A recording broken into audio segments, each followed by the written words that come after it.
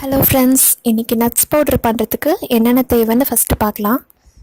பாதாம் 100 கிராம், முந்திரி பருப்பு 100 கிராம், பிஸ்தா 100 கிராம், ஜாதிக்காய் 1. ஜாதிக்காயில் நிறைய பெனிஃபிட்ஸ் இருக்குது. அதில் ஒரு சில முக்கியமான பெனிஃபிட்ஸ் இதெல்லாம். மஞ்சத்தூள் 1/4 ஸ்பூன்.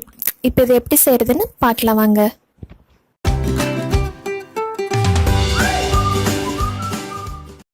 ஒரு பேன் எடுத்துக்கோங்க. அது நல்லா ஹீட் ஆனதும் பாதாம் பருப்பு கொட்டிடுங்க. லோ டு மீடியம் ஃப்ளேம்லேயே வச்சு அதை ட்ரை ரோஸ்ட் பண்ணலாம் நல்லா.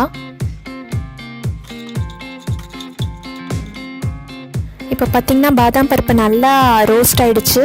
கலர் மாறாது, பட் அங்கங்கே சின்ன கிராக்ஸ் விழுந்திருக்கும். அதை வச்சு நீங்கள் கண்டுபிடிச்சிக்கலாம். அந்தளவுக்கு நீங்கள் ரோஸ்ட் பண்ணிவிட்டு அதை கொட்டிடுங்க. இதுக்கு ஒரு 3 to 4 minutes ஆகும். அதே மாதிரி முந்திரி பருப்பும் வறுத்துக்கோங்க.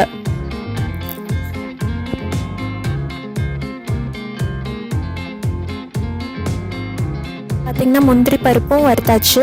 இது பார்த்திங்கன்னா அங்கங்கே லேசாக இந்த ப்ரௌன் கலர் ஸ்பாட்ஸ் மாதிரி தெரியும். நீங்கள் ஃபுல்லாக கலர் மாறுற வரைக்கும் வறுக்காதீங்க. இந்த மாதிரி ரொம்ப லேசாக தெரிகிற வரைக்கும் வறுத்தா போதும்.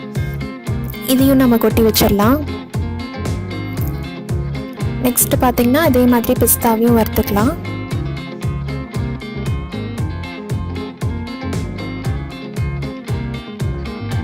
பிஸ்தா வறுக்கிறப்பயே நான் அந்த 1/4 ஸ்பூன் மஞ்சத்தூளும் சேர்த்துட்றேன். ஏன்னா இதுவும் அப்படியே குக் ஆகிடும், பச்சையாக சேர்க்க வேணாம். ஸோ இதுவும் நல்லா ஹீட் ஆனதும் எல்லாத்தையும் நம்ம ட்ரை ரோஸ்ட் பண்ணிவிட்டு நம்ம கொட்டிடலாம் அதோட.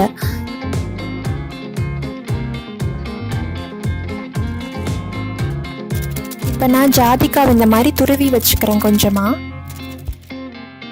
இந்த அளவுக்கு எடுத்து வச்சுக்கோங்க.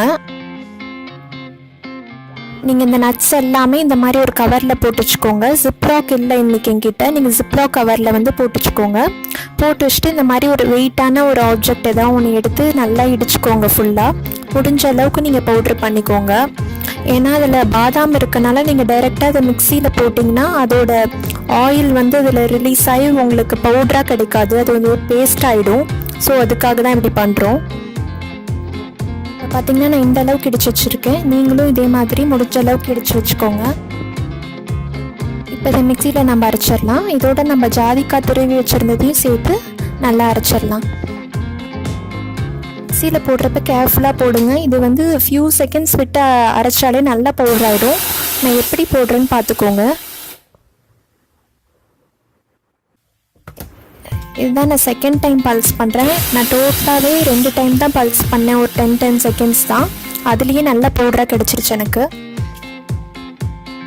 இந்த பவுடரை நீங்கள் ஏர்டைட் பாக்ஸில் ஸ்டோர் பண்ணிக்கோங்க. உங்கள் குழந்தையோட எந்த ஃபுட்டில் வேணாலும் நீங்கள் சேர்த்து கொடுக்கலாம்.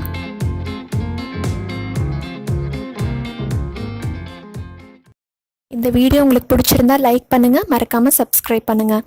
நான் ஆர்த்தி. மறுபடியும் உங்களை இன்ட்ரெஸ்டிங்கான வீடியோவில் சந்திக்கிற வரைக்கும் bye bye.